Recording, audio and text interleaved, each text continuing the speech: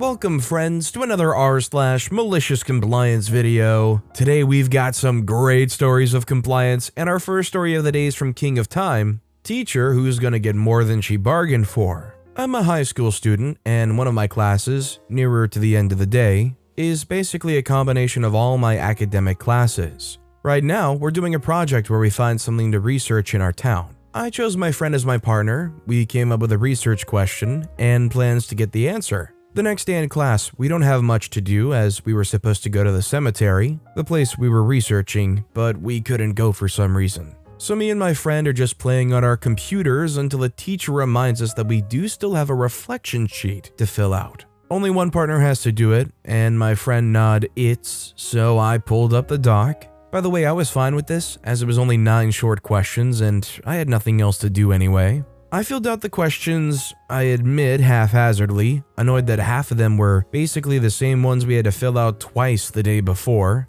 So I throw in sass, saying things like, check the doc we turned in yesterday, and the question I want to answer in this project is the research question I'm basing this project on. I didn't try all that hard, figuring no one would really care about these stupid reflection questions. Turned out someone did. One of our teachers is a cranky old lady who thinks she deserves our respect just because she's a teacher. She beckons me into the hall. This lady was bossy from the get-go. She denied my friend the right to listen to music during a test, which was a breach of their 504, basically specialized rules for students to help them learn and or to help their mental state, and my friend had an anxiety attack. It's hard to explain, but she has this entitled, so sure about everything vibe, and of course she's a white straight cis woman in a school with a very high LGBTQ and Hispanic population. I've even heard about slightly racist things she said from other students, and it's fair to say she's not well liked. I followed her into the hall, and she starts looking at me with this stern, "You know what you did" look. She says that she read my reflection and that it was very middle school and that the effort I put in was unacceptable. In fairness, I didn't really care how it came out, I just wanted it done. But it was literally the most basic questions about the project, questions we had gone over and answered before. It was clear she cared less about my work and more about her power trip.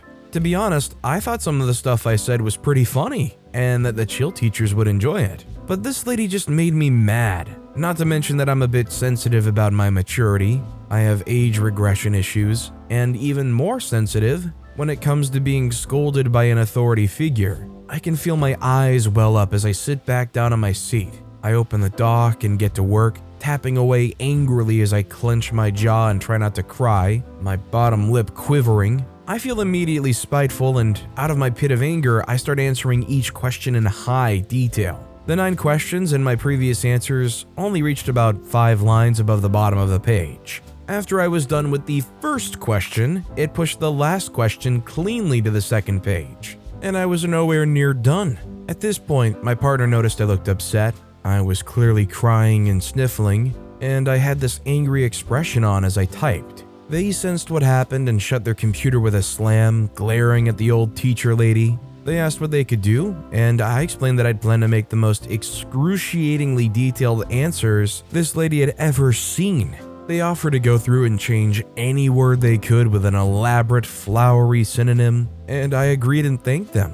Together we worked the rest of the period, my friend still shooting daggers at the teacher. When we left, the teacher, who had apparently been looking at the doc, told me it was much better. I just glared and walked out. When the school was dismissed, I had a page and a half of writing. After only 2.5 questions were done. My goal was initially 3 pages, but I think I'll smash that easily. I'll turn it in tomorrow and update if the bad teacher says anything about it. Although OP tried their best to piss this teacher off, the teacher seemed actually pretty happy about the outcome. Do you think in the end here, the teacher was actually the one who came out on top? That although there is a lot of writing, that they managed to get OP to spend time answering these questions to the utmost degree? Was the teacher the winner here? Let me know what you guys think in the comments down below. Our next story is from Niraj, Doctor's Office Compliance. My ex-wife and I were at a doctor's appointment. She had a mysterious health condition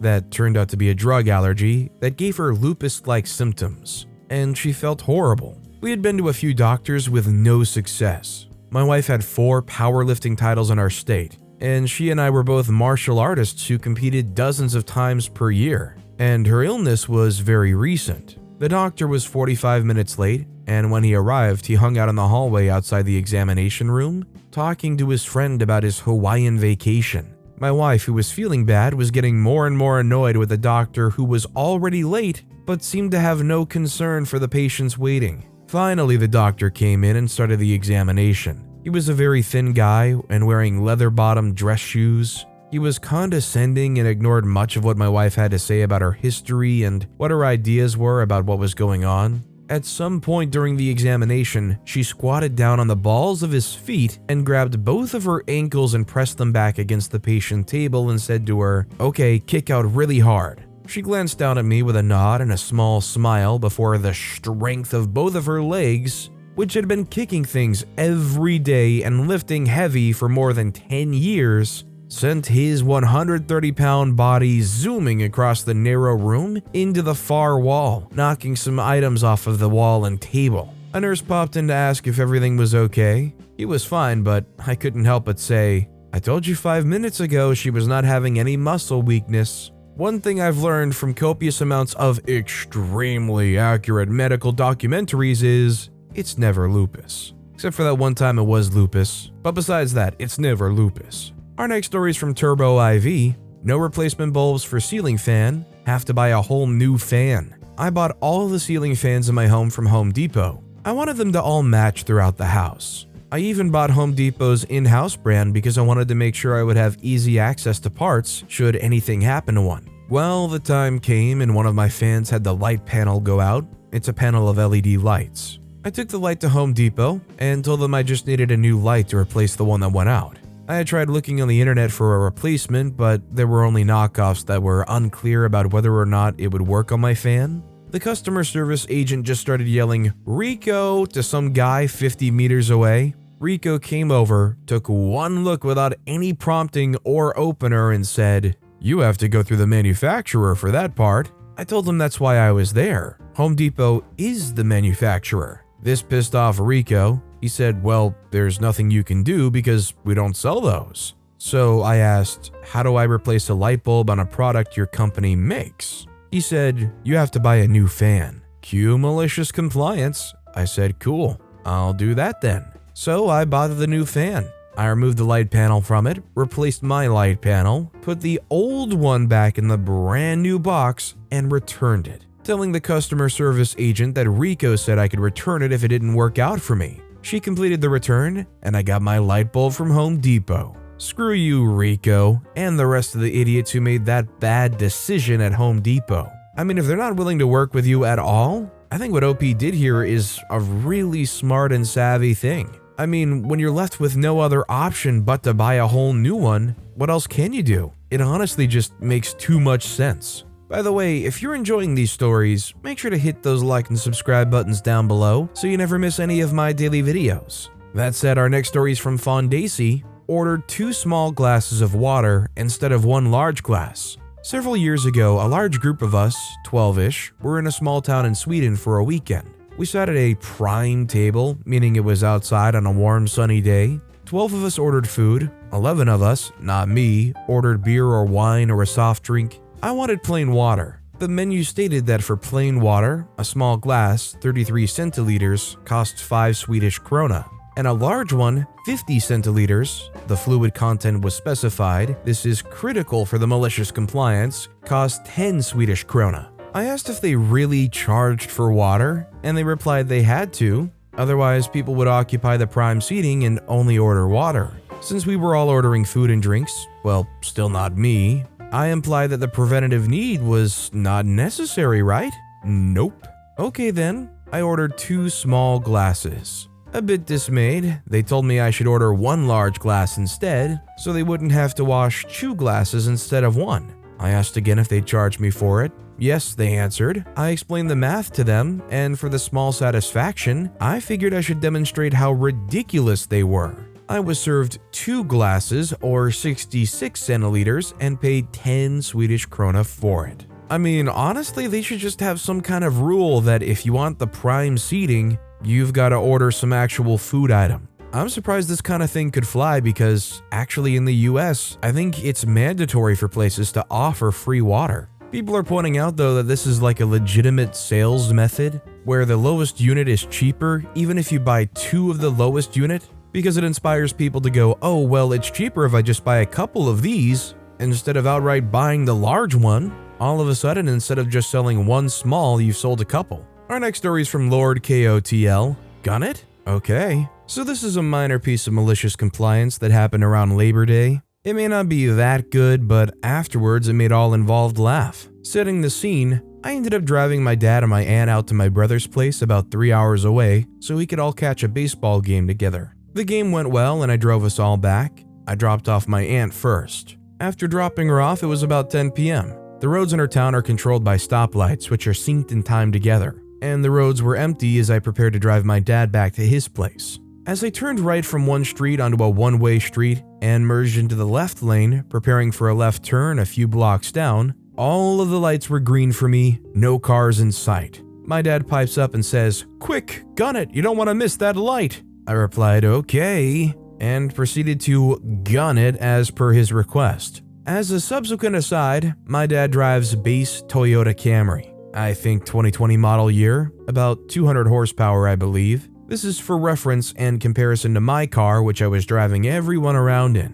Not that slow of a car, but I could understand him wanting to gun it to catch the light, as if he was in his car. I, on the other hand, just picked up a 2022 Kia Stinger GT2 all-wheel drive, which is about the same size of car, but has 368 horsepower. I was driving it because it's a new car and people tend to want to drive their new car and show it off, and people they know want to see it. As I gunned it, the car took off as I expected it to. My dad, however, didn't expect to be thrown back in his seat that hard as the twin turbos spooled up and all 4 tires put those 368 ponies to the pavement without so much as a chirp of the tires. I heard a "Jesus Christ" from him as my car burst forward and then took the turn briskly and effortlessly. After the turn, I told him, "You did say gun it," to which he had a good laugh. I just know that depending on how well you know the person and how well you know how good of a driver they are, this experience is either A, funny, or B, terrifying. Thankfully, everybody seemed to be laughing in this situation. And our final story of the day is from Unknown T-Beast. Best Buy's return policy, really good. This story dates back almost a decade. I buy a headset for my computer. I also buy the 2-year protection plan. It was $129.99 after the $30 discount. About a year after I bought it, it breaks. I go in, grab a replacement, same model. It's still on sale and we do the exchange. No problem. Well, cut to about 2 weeks before the protection plan ends, the replacement dies on me. I go in, grab the same one to replace this one with, but it's no longer on sale. The customer service rep said I would have to pay the difference even though I had the protection plan. I nicely asked if I could speak to the manager since it really made no sense to pay the difference if I had the protection plan. He told me the same thing. I asked him what my options were, aside of paying the difference. It was either contact the manufacturer or I could return the product. Yes, the product I have essentially been using for the past 2 years could be refunded since I had this protection plan. Of course I took that option, it was a full refund. Now the more malicious part was immediately after that, I went on to Amazon's website and found the same headset for $20 less than the original discounted price, and $50 less than Best Buy's current price. The front checkout staff were more than happy to price match Amazon. I didn't get the replacement plan this time. It died about a year later, and I upgraded to a better headset. Okay, first of all, if you bought a headset for $130 and it broke twice, both times within a year, why go and buy the same model again? Like, I know familiarity, especially with headphones being like really used to a sound. It's nice to have that consistency, but this thing can't even stay together. Second of all, whenever I'm offered a protection plan, I almost never pay for it. I figure 2 years from now, if something I bought for $130 breaks, I'm probably a fool, but I figure I might as well just get something new, right? If there's a multi-year protection plan, do you guys usually buy it, or do you also skip over it like I do? I'd like to know what you guys think in the comments down below. That said though, that's all the time we have for today. Now, if you want to hear another absolutely awesome compliance story, check out that video on the left. Or if you missed my latest video, check out the one on the right. That said, I'll see you all next time with some more stories.